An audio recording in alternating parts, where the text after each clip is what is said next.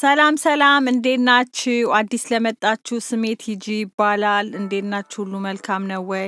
ዛሬ የምንሰራው የባቄላ ፉል ነው። የተጠቀምኳቸውን ግብአቶች በዲስክሪፕሽን ቦክሱ ላይ ጽፌያቸዋለሁ። አሁን ወደ አሰራሩ እንሂድ።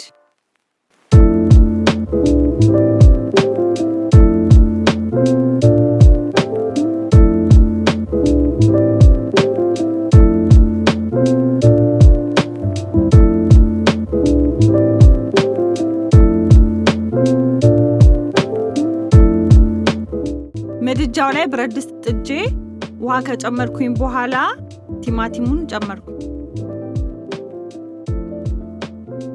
በመቀጠልም ነጭ ሽንኩርት፣ ቃሪያ፣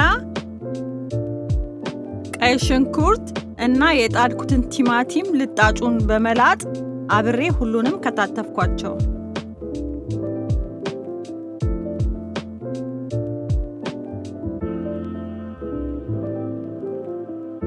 ምድጃው ላይ ያዘጋጀሁትን መጥበሻ ከጣድኩኝ በኋላ ሽንኩርቱንና ነጭ ሽንኩርቱን አንድ ላይ በመደባለቅ አብሬ አቁላላሁት።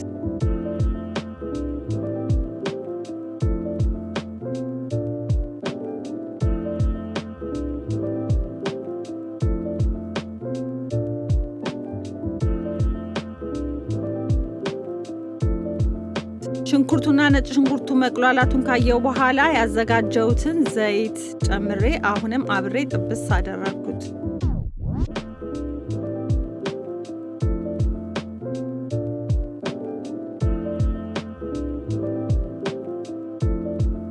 በመቀጠል የከተፍኩትን ቲማቲም አብሬ ከጨመርኩኝ በኋላ አብሬ አሁንም ጠበስኩት።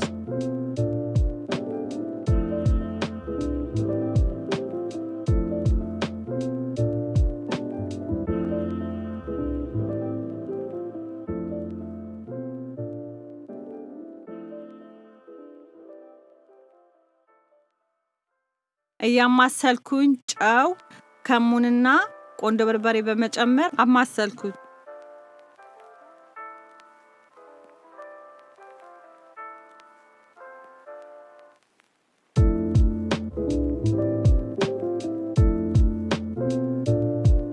እኔ በምሰራበት ሰዓት ምንም አይነት ውሃ አልጨመርኩበትም። እናንተ ለስለስ እንዲልላችሁ ከፈለጋችሁ ውሃ መጨመርም ይቻላል። ያዘጋጀሁትን ባቄላ በዋናነት ያው ፉል የሚያደርገው ባቄላው ስለሆነ ያዘጋጀሁትን የተቀቀለ ባቄላ ደግሞ ይሄው አሁን ጨመርኩበት። ከጨመርኩት በኋላ ባቄላው ፍሬው መታየት ስለሌለበት ትንሽ ዳጥ አደረኩት።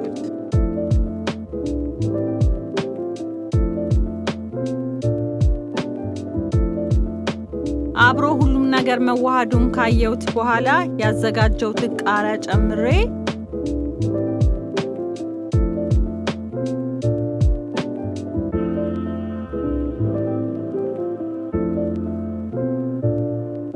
ምድጃውን አጠፋሁት። ያው እንደምታዩት ቆንጆ ፉል ሰርተናል። እናንተ በየቤታችሁ ደግሞ ሞክሩት።